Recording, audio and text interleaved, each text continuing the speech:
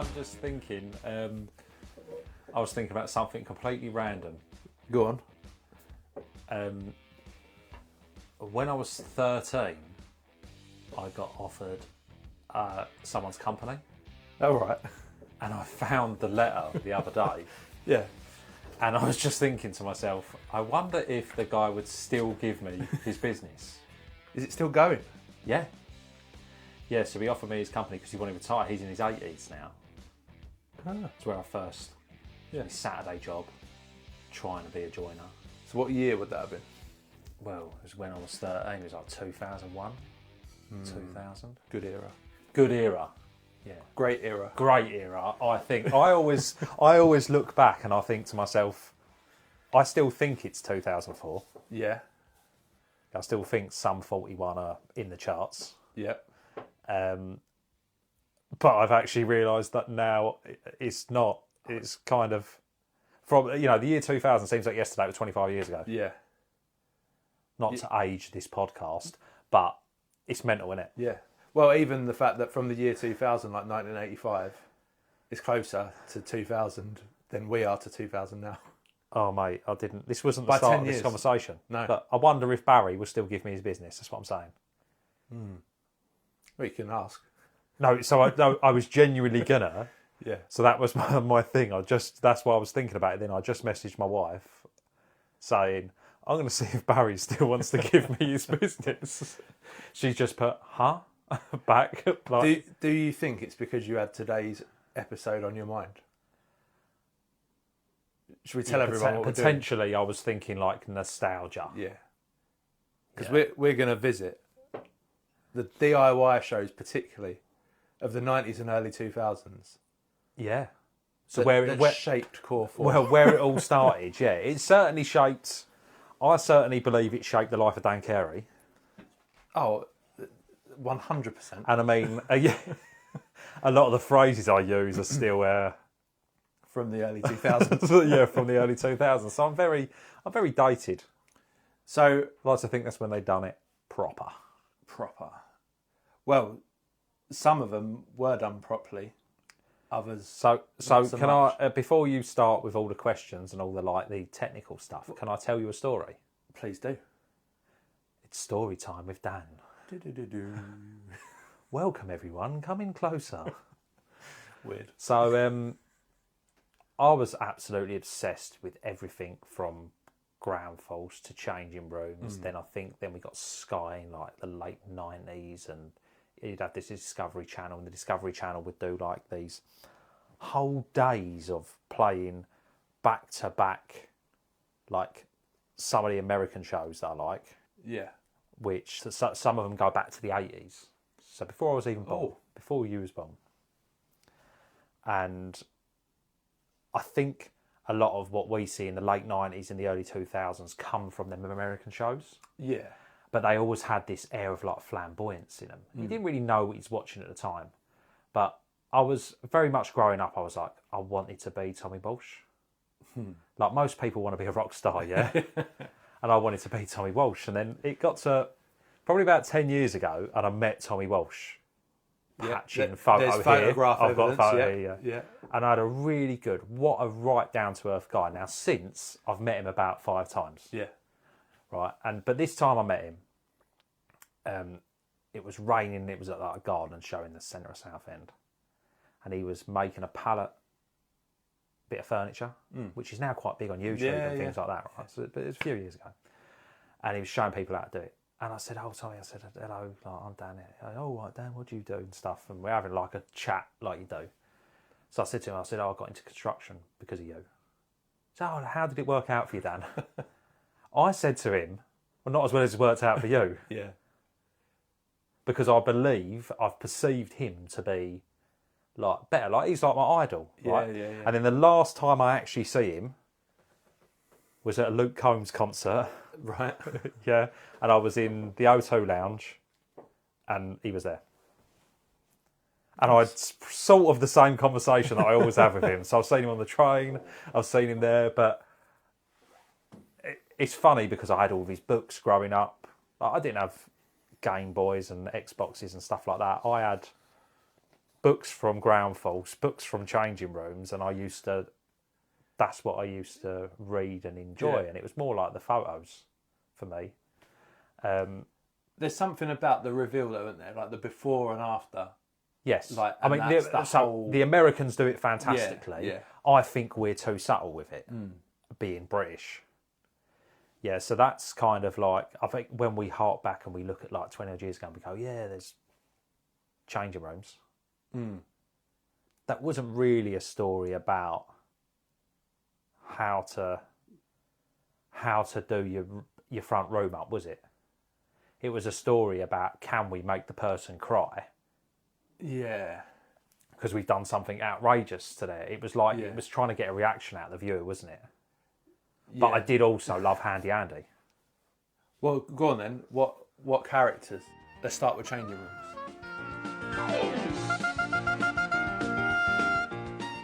Oh, Handy Andy's my favourite, hands down. That was Lawrence Llewellyn Bowen as well. Yeah, Lawrence sleeves is still going. shirts. And we will say this now, and when we talk about marketing and we talk about things in the office, and we will say, all of them people like that. Look, the first thing we went like, oh yeah, he used to wear that Laura Ashley style shirt. Yeah. With them big ridiculous cuffs on, and he would be painting a ceiling black. And that was just like, the year 2000, that's mental. Yeah. Who done that? That was, wasn't it? It was quite out there. Yeah, but now it's very, I've got black beams in my house. Yeah. You just do it now. It's kind of, we've got Pinterest, we've got all these things, but then it was quite experimental. But that made him stand out as well, though, didn't it? Compared to absolutely, and I think he stood the test of time. Yeah, he was on Celebrity Bear Hunt recently with Bear Grylls. Well, there we go. But then, like going back to that, so the local Wickes in Rayleigh, when it got done up, just up the road here, I was about 10 or 11 years old, and it was like, the big ribbon cutting. Handy Andy was coming to cut the ribbon. So this must have been late 90s, early 2000s. Must have been late 90s. And Liam, friend of the show, family member at Core 4,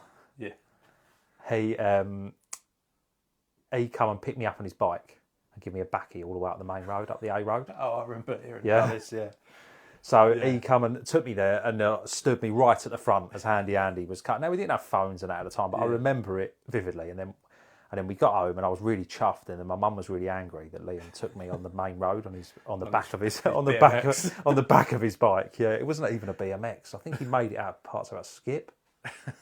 I can't really remember exact, but I remember just thinking it was like the coolest day out for me. Yeah.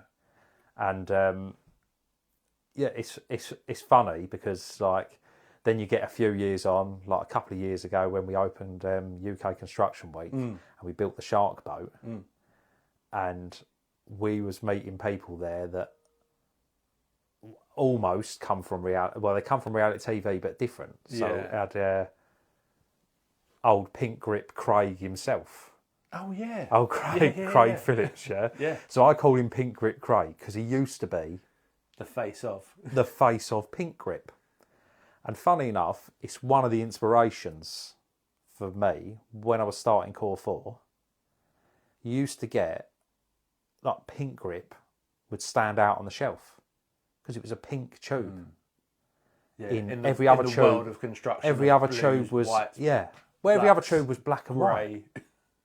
And then they used to have like these stands, and you go into the local timber merchant, and it would be Craig's face. Yeah. He does this good thing now. Shout out to him. He does this good thing like Mr. and Mrs. DIY. Him and his missus do bits, and they try to show you. They sort of try to show you like little bits of DIY that you can get on with yourself. It's quite a good channel. It's. So what was he doing? What stand was he on at UK Construction? Oh mate, I think he was trying to sell fireplaces or something. I think it was really funny because it didn't make sense, did it? Like massively, but I guess you just go to the highest bidder. Well, didn't you? yeah, it's true. Yeah. It didn't make. Yeah, it wasn't on brand with maybe what he does. Because he ended up on a show as well, didn't he? Then what? I'm sure he was that done. Not later. Did he not do 60-minute makeover or something? Oh, it might have been. But I mean, he won Big Brother, didn't he? Yeah, but which that was controversial in itself. That was his thing. Yeah, that was his launch pad, wasn't it? But then he was on that, and then obviously my van was full of his Pink Grip and Tommy Walsh's Stanley knives. Nice. Yeah, and I don't know why they put Tommy Walsh's face on Stanley Knives, but they did for quite a while. Strange. That was that was it, yeah. And it's funny because sometimes I've got some of them old tools knocking around, and I look at it and I think, oh, that's. But I'm quite happy if like Gritfield want to get in touch with me and say, Dan, can we put your Stanley? Or Stanley, yeah. You've had your face on weirder stuff. I really have. I'm looking at my face on a guitar plectrum right now. So, I've got a couple of questions actually. Of course you have. Relating to. It's like you love a question. A couple of the shows that have already been mentioned. Do you want Changing Rooms or Ground Force first? Ground Force. I had all the books. I mean, that is the OG lineup, isn't it? Alan Titchmarsh, Charlie Dimmock, Tommy Walsh. Yeah.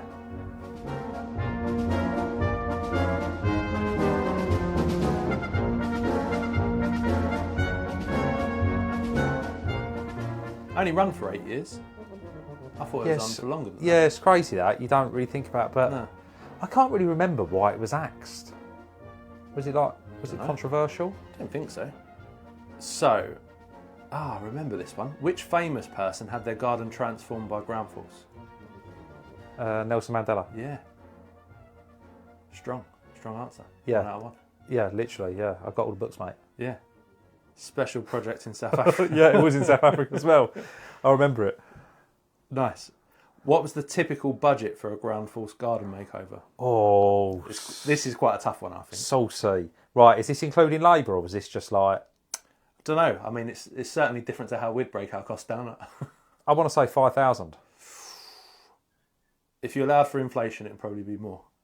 It's around 3,000, which meant the team had to be creative with materials and design. Yeah.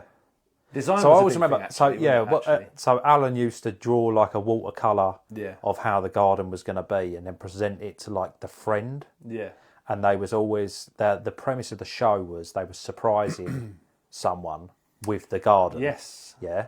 Yeah. Which again, like we spoke about before, like marketing genius and stuff like that. And it's like that's why people watched. Within that half hour, you got to see, and you was like, oh, they're going, and then they had the secret cameras, and they used to have a van that then followed the person that was going. They were walking around a garden centre because they were picking plants for the new garden. But the opposite ones to what we're yeah. Then it cut back to Alan, and he would be planting the garden out, and that was always. I mean, you look at it now. We buy shrubs and plants and things.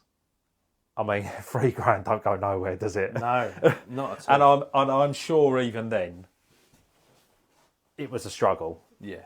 Well, I guess. I mean, it wouldn't have included the labour, would it? That would have included the labour, but what you're talking about? I mean, to dig a garden out and base your average side garden out for a patio and get some. Even if you just want to do Indian sandstone in there, you're going to drop $5,000-6,000, didn't you? 100%. And they'd do it in 2 days, as well. I never believed that part of it. I think it was clever editing. But Possibly. then, if you do look at it, what were they really doing? Actually, my favourite guy on Ground Force, not shouted about enough. Go on. Will. I don't remember Will. He was the Irish labourer. Oh, okay. And he used to knocking up and all of that. Yeah.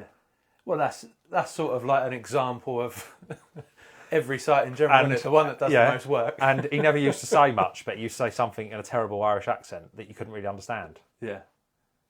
And Tommy would shout like "muck up," and he'd bring it in. Right. That was it. He'd come in later on. I don't remember him. But he wasn't. So Charlie Dimmock's still got a show on the BBC now. She does similar things, but it's not as edgy. Like I think all of these shows were like the timing was right for them. Yeah. And like there was more disposable income. People were thinking, oh, we don't just have to have a bit of grass in our garden. We can have it landscaped. But nowadays with social media, everyone wants. I mean, you should see the gardens that people ask me for. Well, you do see some of them. Yeah. And it's ridiculous. And when you think you've got normal run-of-the-mill people like me and you that are willing to spend £30,000 to £60,000 on landscaping a garden. Yeah, it's mental, isn't it? Yeah. So do you think, you saying about the timing being right, this I suppose is sort of where the DIY sort of boom really took off, I guess, isn't it? if you think about, rather than just someone putting some shelves up at home, it's then, oh, we're going to Yeah. make over our garden. Yeah. Like I think is the time. And I think at the time, like, so like I mentioned at the beginning of the episode about Wickes's being done up. Yeah. But Wickes's was changed from like, it was like more of a builder's merchant. Yeah. And then it had changed from like a builder's merchant into like you went in there, it had kitchens and bathrooms set up that you could visualise it. But before, you would go in there and you'd buy a toilet in a box. Yeah. Yeah, but now... You see it set up. And we accept it as in like that's the way that it is. But it's set up for DIYers. Whereas you had to have the vision before. And you could go in there and get some inspiration just by walking about now, I suppose. Yeah, Couldn't you? and it's the way that you set things up. It's like with the artificial area, and the resin area and all of that, and we have that set up, and then people come in and they can visualise it and they can see it and they can go, right, yeah, that's what I want. But it wasn't so much a thing back then. No, it was good though. I liked Ground Force. It was literally Force, proper family viewing as well. We'd all sit, I remember we'd all sit down and I suppose that's just the way we consume. Yes. The way we consume media has changed, hasn't it? But that's but there wasn't many shows on. No, 5 channels. That's it. Yeah. Unless you had Sky. Yeah. Or we couldn't get cable. I always remember being gutted about that. So we'd go to my nan or my great nan. She could get cable. And we got to watch Cartoon Network when we were there, and that was like the best thing ever. See, I remember when I first got Sky, and there literally not being much channels. It was like Sky One, and The Simpsons would be on. Yeah, all the time. Yeah, and there wasn't many other channels. But I do remember quite early on, late 90s, early 2000s, Discovery Channel coming out. Yeah, and then being exposed to more of this kind of all of a sudden. As well. Yeah, that was a deal breaker for me. Yeah. But go on, UK wide, what are we talking? So what are we on? Changing rooms? Changing rooms. Right. So a couple of these we've probably already covered, I reckon. Anna Ryder Richardson. Yeah. She was a designer. Yeah. And later she presented it as well. Maybe. They all sell out in the end to like blind shops, don't they? So Yeah. they all end up selling blinds and curtains or awnings. Who else did? Oh, actually, there's a good question here because it's quite funny when things go wrong, isn't it? So, oh, yeah. This one, what was the... I mean, maybe it's up for debate, but what is the most infamous design disaster on changing rooms? I don't remember the most infamous. I remember Handy Andy's shelves falling off a wall. Yeah, that rings a bell. It's not the answer here, but... Okay, go on. What answer you got? The episode where designer Linda Barker Yeah. installed a teapot-themed shelving unit which promptly collapsed, smashing the homeowner's That was it. cherished teapot collection. That's what I'm talking about. Oh, right, okay. Handy Andy built it. Yeah, right. That's okay. what I'm talking about. Yeah, so it smashed the teapot. Yeah, that was it. That was it. Yeah. It was like a disaster. It was like a big... It's awful. That was like front page news as well. But it's a big deal. Like, you think at the time it would have been BBC One, Yeah. like prime time. I remember it. That's funny. Because also, like, what... I was messing around with bits of wood and that in the garage, and I was always doing bits and bobs, and then like this sort of new material that I'd never really heard of, MDF, medium density fibreboard. I was going to say that, and then I thought, I'm the boring one. Had come out, and it'd been out a while, Yeah. but no one really used it. And then there was this big thing in the early 2000s. Oh, you know, it's like asbestos. It causes cancer. It was worse than. And also, if you spoke to people, this was the worst stuff. But really and truly, all we know is you got a bit of dust extraction, a mask on, and you're fine. And you know, it's the glue. Yeah, I remember there being a bit of like, oh no, you don't want a sofa from wherever. They're MDF. You want a hardwood. Like, yeah. Like that was that for the some reason hardwood that one, stuck yeah. in my head. But I mean, which is good advice. MDF is still a great material. Yeah. I personally, as we're on it, I prefer they call it deep route. Right. So it's a denser MDF. Okay. And it is exactly what it says on the tin. Like you can route into it, and you basically that skin that you get on top, you don't get it as fluffy and furry. Right. Yeah. So it's a joinery grade. Okay. Mudduff. Yeah. Nice. But I mean, some of the veneers and that you get nowadays are just fantastic, and like I just like OSB. Like I really do. What does it stand for? Oh, sterling board. Is it? No idea. I don't actually know. Don't know. We'll fact check. We've always called it OSB. Yeah. If someone knows, let It's us know. got to be something sterling board, isn't it? Obviously sterling board. Yeah, That's what it stands for. that's what it's going to stand for from now. Right, I've got another question. The budget has surprised me with changing rooms. Okay. So what was? So have I got to put my head on from the 2000s? Or my, Yeah, so- my today head? No, so we'll go for the first, because I didn't realise it's actually back. Did you know that? Not on the BBC though. No, Channel 4 2021 and still running, apparently. Oh, okay.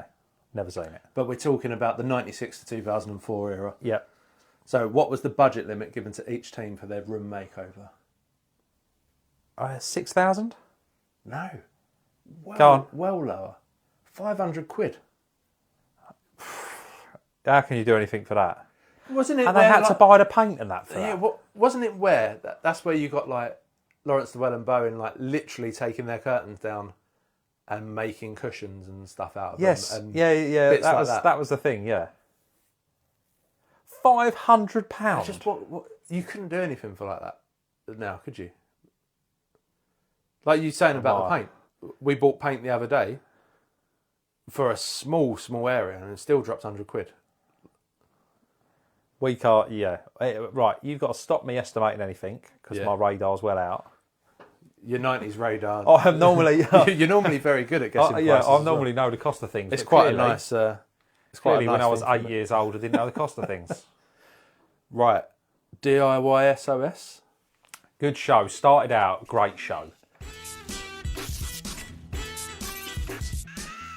My favourite guy on that, you want to know? Nick Knowles. Nah. Bob the Builder. Can he fix it? The original guy. Bob the Builder. Yeah, that does Yeah. ring a bell. And that was a good show because it was real tradesmen. So what it was is the original concept of this show was that everyone was having a go at DIY Yeah. off the back of changing rooms and all Yeah. them sort of Yeah, this was a reality bit TV later. stuff. Started in 99. Yeah. So people were having a go, and then they were getting themselves into trouble. So they'd do a bit of plumbing, do a bit of electrics, they'd do a bit of plastering. They'd have an awful job. They'd be the average man. They'd have 2.4 kids. They wouldn't have the time to put their house back together. The wife would call in DIY SOS. Again, it was the shock thing. The bloke was out of the house. The wife, Yeah. maybe they've gone away for a couple of days. Yeah. And then they used to turn essentially like a kitchen or a couple of rooms around for you. I haven't now watched it in years because I believe it's sold out. Yeah, I'll be honest, Just- I didn't watch it as much as the others, but Just my personal opinion, I believe that it's now gone a bit like Sob Story and they call it the big build and it's just a bit Yeah, that's the new it's one. just a bit too much. did it start in America?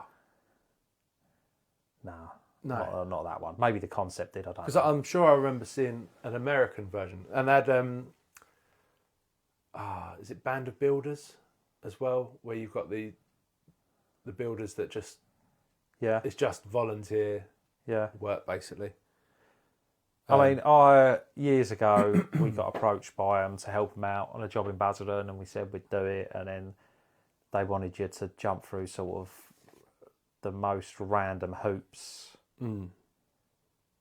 so it didn't really fit us. I'm not enough. the biggest fan of that. I'm not supposed to be rating these. Should I rate them? We'll do that at the end. Okay, good. Yeah, good idea.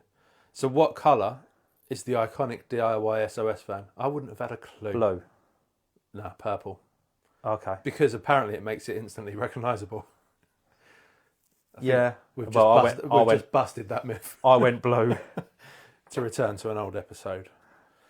Right, I think this is the big one, personally. Go on. Grand Designs.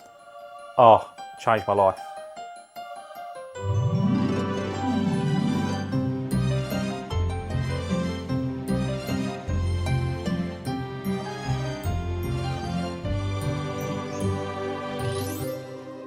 Absolutely changed my life. I've met Kevin McLeod on a few occasions as well. Yeah. I've made my wife queue up to meet Kevin McLeod I think it's worth it. on a few occasions. That guy is what makes that show. Yeah, 100%. But also, I say that, then I'm into Grand Designs Australia as well, Okay. because theirs is awesome. But the stuff that people do is, you know what inspires me? As it makes me think that humans, and we still got it, Just and doing we have things a go, differently and adapting. and the way they do it, and Yeah. what we're about to embark on, Yeah. which is just absolutely crazy. I was explaining it in the office a little while ago Yeah. about what I'm about to move my family in. More on that. We'll do a whole episode on that craziness. That will be very much like probably multiple. When Grand I Designs first met episodes, to be Kevin honest. McLeod, around 2009, patchy in photo here, Nice. I looked a lot younger. Look I how didn't have young a you beard. look. Yeah, I didn't have a beard. Yeah. And I said to him, he said, "Oh, what do you do?" And I said, "Oh, I'm into contracting. I do this, I do that. I mainly work for schools. It's all a bit boring, but my whole thing has always been I wanted to be on Grand Designs." Now, I don't think what I'm building here is going to make it on Grand Designs. No. So what I've decided to do is make my whole channel, maybe George Clark's Amazing Spaces. that's another one, that's good. But Grand Designs is the OG. It's been going forever. Yeah. Like literally started in 99, 98. 99. Spot on. I think I've watched it forever. But that's another one where you saying about changing rooms. It was like front page newspaper. Yeah. There's builds like iconic projects and stuff. Yeah. That people know about, One of the ones that and they'll be revisited. Wouldn't that they, in the I papers think and back stuff. to the concrete house not that long ago, Yeah. where they used Perry Quickform Yeah. or Perry Duo they used. And I remember seeing it. It might have been 8-9 years ago. I remember seeing it and thinking, "Wow, that's a great system. Now we use it Yeah. in the business." And that's like the power of what's going on. But honestly, and the way that Kevin McLeod tells the story, the producers tell the story, Yeah. and the way that Kevin McLeod is fantastic. And some of the best things that I've ever seen on that show. Yeah. The guy that made the house out of tiles, the arch, and he stuck all the tiles together. Yeah. I remember seeing a cob house. Cob on house. there. That was a good one. And some of the best builds for me are the ones where they haven't really got the money and the funds to do it. And again, this is where the storytelling, the show comes in, and they commit to like building themselves a family house. And they go, "Oh, we're going to build it in 9 months," and then in 9 months they have a kid, and then 3 years later they've had another couple of kids, and then like life changes, as we know. Yeah. And then they embark on this like 5 to 10 year journey, and that's like the story of building, the story of construction. What I really like, I just love what a building can be or becomes for a family. Yeah. And I think you're then on to like the editing, the production, all of that. It just fits with that whole idea, doesn't it, with that show? Yeah. Great show. So Great guy. Great guy. Question on this one. I think you'll get this. What is the most expensive project ever featured on Grand Designs? It's also the longest running project on Grand Designs. And it's one that's been in the papers. I think... The Lighthouse. Yeah. Yeah? Yeah. Because he had to sell it in the end. Yeah. That guy reminds me of myself. He had to build a bridge. Took over a decade to complete. Yeah. I think it's quite sad, I think it sort of wrecked his family and all of that. And He sold it in the end. He did lose his relationship, didn't he? He had this notion of, and as we know, like the kids grow up quick, and over 10 years, they move out. yeah. So you're building a perfect family house. But Yeah. things happen in people's lives, don't they? And then I look at that like that was a really nicely told story. Yeah. And I think sometimes you just got to do certain things. So what bridge did he have to build? I don't remember. He had to build like a bridge from the road, almost like a proper bit of civil to engineering. deliver. No, just to get to his lighthouse. Oh, I don't remember that. And it was by all intents and purposes like a proper cast in situ, like created bridge. Like, and he had a mad budget. It was like it's only a couple $100,000 to start with. And you're looking at it thinking, how are you going to do it for that? And he didn't. I haven't got the final figure, but it's literally The final figure the most expensive. was crazy. Yeah. Like it grew and it grew and it grew. And you imagine like putting it. The problem is when you get like something that's so bespoke like that, and you've got like all these round areas and stuff. Like everything's custom, bespoke, and you're building on the edge of a cliff. I remember another one down that way, actually. I'm sure they had, the biggest problem they had was access. It was like, I want to say Plymouth or somewhere like that, but basically they couldn't get the vehicles down because it was on the side of a massive hill. Yeah. And, I mean, they'd obviously got bits there before because there were other houses around, but... Yeah, but then like the size of vehicles grow, the size of cranes Yeah, grow, like that's health true. and safety Yeah, grows, then yeah. it puts more stuff onto it. Yeah, good point. And all of them things you've got to think, and that's where I like to see the story, the engineering, and the like intuitive, like people coming up with these crazy solutions to build these weird shaped houses because they want to live in that area of London next to that railway track or next to that road. And they've There was decided a very thin house, wasn't there? the Do you guy, remember, like, the really thin house. There's the guy that springs to mind where he was a joiner, carpenter. Yeah. And he built a beautiful house and this little triangular, tiny plot of a sewer in the front of it, and he needed a workshop, and he put a double decker bus Right. Yeah. in there, and it was like somewhere in South London. Wasn't there a container build as well? I just seem to remember like a giant banana tree, like going through the middle, or something like that. There might not have been Grand Designs. To be fair. It might have been. I don't remember that. That might have been George Clark. I remember there was an architect that built with some containers, Yeah. and he built a cantilever container in Scotland. Yeah. So basically, most of the episodes I like to watch revisited, where then they've hunkered down, where then the cedar cladding's died down to like a grey, and you get like they've lived in it, and Oh, you can go down such a rabbit hole now. yeah. Like, So that's on like yeah. basically catch them up on YouTube or whatever. Yeah. Like they're better on. I watched one the other day. A guy living completely off grid. Yeah. And it was amazing. He built an underground house basically using these water canisters Yeah. as his walls. And yeah, it was just mad what he'd done. But yeah. So if you don't hear from me for a while, I've gone off grid. But it's just crazy what some people embark on. The guy that was a joiner, he was in London as well. I think he was either South African or like an Australian guy. Yeah. And he built two beautiful homes out of timber, and they had like timber shutters on and all of that, and all the timber perfectly lined up. The shadow gaps were amazing. I think he built one for him. He sold one to sort of pay for the one, but he built it on his old factory. That's cool. And that was inspiring for me. And again, that's sort of the premise of where we're heading. I think some of the London ones actually were some of the most impressive So because we know how difficult it is to get. One of the ones was when one. you see it and you think, oh, they've got this natural, all this rolling landscape and that. How did they get planning for there? Yeah. And they've I can't remember what planning regulation it is, but they've done something of architectural merit. Yes. So- wasn't that? There's a couple of them over the years, but that one in London was like it with the shutters on, where he cladded them so well that you couldn't overlook no gardens. And there was one with that arch, like, and it was sort of like a herringbone pattern, like brickwork, but then I'm sure he had to put a roof garden on it or something like that. But it was amazing. I like the guys that go, yeah, I'm going to build a geodesic dome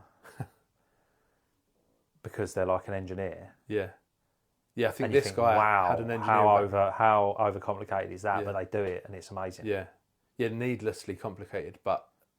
Oh, but why wouldn't you? Yeah. I'm like, that's where I'm all at. I'm all for that. I'm all for the... Like, I love having conversations. Obviously, working in the industry, I think we work with some fantastic designers, some fantastic engineers. We also know some stupid ones. Yeah, and then what we do is we take the stuff off the stupid ones, and then we tend to re-engineer it ourselves, don't we? As in having sensible conversations with like the engineers that you can have conversations with. that bit won't work. We've been to sites seeing this. Yeah. And when I done my 3-bed house and converted it into a 5-bed, it was my own grand design. Yeah. And the architects and that were telling me it's impossible to do things. And what did I do? Sent them a picture of it already done. Yeah, they were saying, we can't work out how you're going to get the beams in here. We can't work out how you're going to do that with no side access. We can't work out there isn't a way of structurally doing that. Yeah. So I said, what that? How have you done that? Yeah. They was flabbergasted. Building control. He said, well, take my hat off to you. He said, I do not know how you done that. But I think that's how we think as a company. We're just like, we are core 4. And what does that mean? That means we will find a solution for anything. It's our biggest strength and our biggest downfall.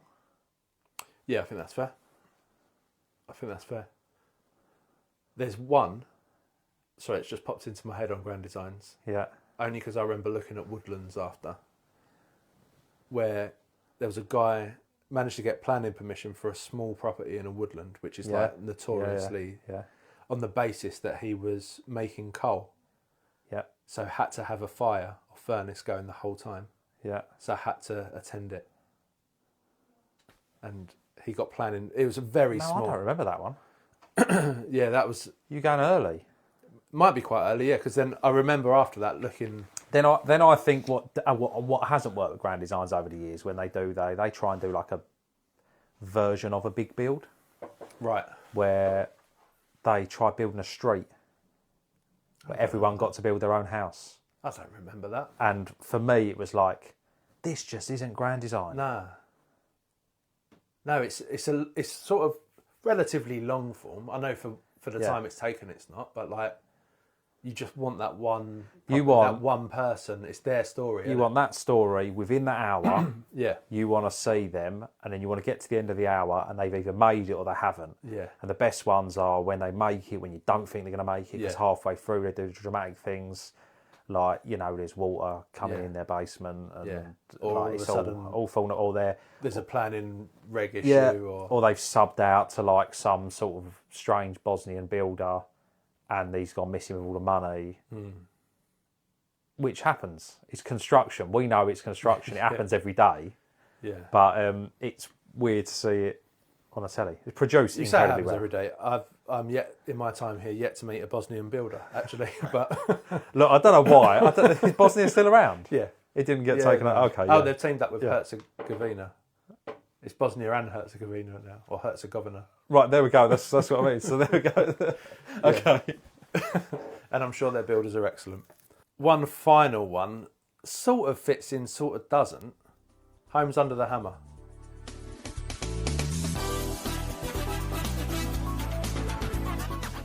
Is more for the investor, wasn't it, that show?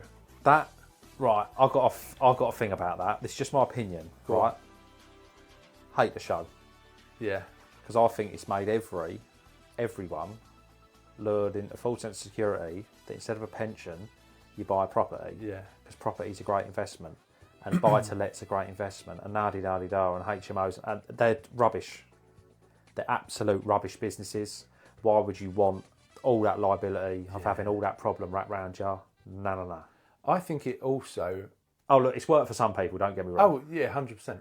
But it's changed it. That show, the way it's set up. The only thing that I did like about the show, Dion Dublin. No, Tommy Walsh was presenter for a little while. Oh, was he? Yeah. I think, and this is not on it in every case, but quite often, I feel like it promotes a bit of a bodge as well, because it's all about like maximum return. Yeah, maximum return. Yeah. It's not a tradesman show. No. It's completely different from Grand Designs where people are building. 100. Yeah. That's it. And I think that's what I hate about it, because I don't think that house. What is a house? Is it a roof? Is it four walls? Is it this? Is it no? That's what a house needs. But what a house is the way the people are inside it. They want to operate, and this is what we've been going through this design process with my own family. It's like you've got to rethink what a house is. And then occasionally I come across the odd episode on Grand Designs where people are like that, and there was a guy that he done them like all the internal walls on caster wheels. And it's sort of all pushed around, and he had like an office one side, then he flipped it round, and it was like a bar or something the other. Yeah. Or part of a kitchen. And that for me is like that multi-use space of like how we operate in 2025. Do you know what? I remember seeing that in a place, so up in Brentford, they'd redeveloped a load of, well, not redeveloped, they'd built all these flats right on the water side there. Yeah. And this would have been about, I don't know, 2004, 2005. And that was the first time I saw these multi-use rooms where you had sliding doors, where you could either have it open, big open plan, like kitchen, lounge, diner, or just slide that wall and then all of a sudden you got an extra bedroom. And that was, at the time, quite cool. It's probably not standard, but Yeah. not quite as cool anymore. I think where I'm at is I love natural materials. I love seeing what a material, probably a structural material, ultimately the finish of that structural material, I think, or if you use all materials right, that should be what's seen. I don't think you should cover everything up with plaster and paint. That's why I like OSB. I like to see it. I'm glad you do, because our office is built I see internal. it. I see The it internal every day. finish is that. Right, good. So before we rank them, shall we have our closest to pin question from Georgia? Yeah, go on then. Oh, hang on. What's the score? It's like You're winning. It's like yeah. I think definitely winning. I'm yet to score, I think. Okay, come on then. Let's get closest to the pin then. Right, how many litres of tea is consumed on UK building sites per year? Give your answer in litres, obviously. Oh, where's this sauce come from though? I don't know. This is obviously is an estimate. Right, is this a core foresight? Because if it is, it's quite a lot. Oh, in a year. Yeah, but also the guys like, is it tea or is it coffee as well? Because like, our guys like a lot of coffee. I think, well, we're saying tea, aren't we? So, I mean, this is in the UK. You've got a lot of building sites up and down the country. When it comes to Each and every day. to Tony, I think he drank 1 million litres just last year. I'm gonna go. It's gonna be in the millions. Yeah. Okay, I've got my answer. 6 million. Oh, really? Yeah. 3.8. Okay, go on then. Wowzers! Go on. That's very high pitched. Sorry. Tell me. 388 million litres. I mean, 388 million litres. I would just like to say I hadn't seen it and got the decimal point wrong. 3.8 was my guess. It was, but I think you'll find that nearest to pin is me. So you stay on 0. Yeah. Well, that's awkward, isn't it? That's a lot of tea. That's a lot of tea. Who's worked that out?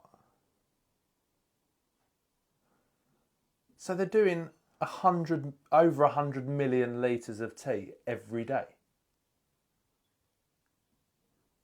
Based on that. No, sorry. Over 1 million litres of tea every day. Yeah, probably. Someone's worked out that kettle's this, a couple of cups of that. 1 million litres? Wowzers. And that's just on our sites. Now we've got to work out the wasted labour. No. The cost of that. I'll let you those work that extra one tea out, breaks. Curt, because I really don't care. Right, so finally then, let's rank these shows that we've spoken about. Yeah. So just as a reminder, we've got Changing Rooms, DIY SOS, Grand Designs, Homes Under the Hammer and Ground Force. So in 5th place. Homes Under the Hammer. I thought you'd say that. 4th, DIY SOS. thought you'd go that. 3rd, Changing Rooms. yeah. Now between Grand Designs and Ground Force, I think there's only one Okay, so answer. the winner is Grand Designs. It has to be, doesn't it? Ground Force is number 2. Yeah. It's just too much of a different show, but Grand Designs Yeah. all day long. Let us know if you agree or disagree. I think that would be the consensus.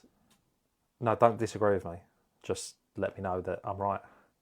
It's an epic show. It is, isn't it? Next we do the evolution, the American shows, and then the evolution. Yeah, of Discovery. we need to do the Discovery yeah. shows, don't we? Yeah. Actually, Because that literally, we started this episode by saying it's what shaped me. It's not really what shaped me. What actually shaped me was the stepping stone to getting into Discovery. Yeah. Okay, so that's the follow up. So look forward to that one, everyone. Thank you for listening as always. You know where to find us on Spotify, Apple Podcasts, etc. Anything else you want to plug, Dan? No, just the epic TikTok and the YouTube. Where you'll start to see, You will start to see, in the future, get ready for your Grand Designs YouTube video. More call for I'm coming for you, Kevin McLeod. That's all I'm saying. I'm coming for you. The idiosyncrasy will be out of hand. I don't even know what that word means, but he uses it a lot, so I'm going to use it. Actually, I didn't give you one of his quotes come up in here. His famous quote. It's either going to be a triumph or a disaster. I feel like we could say that about the more core four. Yeah. The whole thing. Yeah. The whole thing.